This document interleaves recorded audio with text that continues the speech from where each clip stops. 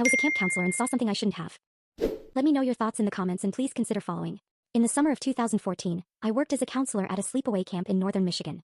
It wasn't one of those fancy ones with air-conditioned cabins and daily Instagram updates. This was a dusty, mosquito-infested, middle-of-nowhere kind of camp. Camp Fernmoor, hidden behind a wall of pine trees, where the sun always seemed to set a little too early.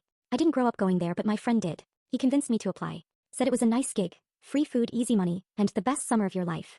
He left out a few things, like the fact that it shut down in the early 90s after a kid went missing, or that it reopened quietly under a new name with new management, and a lot fewer campers.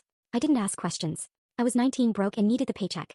My job was basic. Watch 6 preteens and keep them alive while somehow keeping them entertained. No phones, no cameras. Just campfires, hikes, and living in the moment. At first it was fine. Boring even. Until the night of the full moon. July 11th. I remember because one of the kids, Jamie, wouldn't stop whining about his birthday being ruined by nature. He was right in a way. That night I woke up to scratching.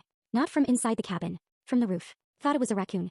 Grabbed my flashlight, climbed the rickety back ladder, and aimed the beam across the shingles. Nothing. But the scratching had stopped. When I came back down, one of the kids, Bryce, was missing. The door was wide open. I sprinted into the woods. I don't know what I expected to find, but it wasn't what I did find. Bryce standing perfectly still in a clearing. Shirtless. Eyes wide. Shaking. And something else 20 feet behind him. Something huge. It was crouched low like it was sniffing the ground. Covered in matted black fur. Long limbs. Too long. And the sound it made, deep raspy breaths that didn't match any animal I've ever heard. It didn't look real. Until it stood up. 7 feet tall. Maybe more. I didn't move. Neither did Bryce. Then it sniffed the air and turned toward us. I grabbed Bryce, screamed, and ran.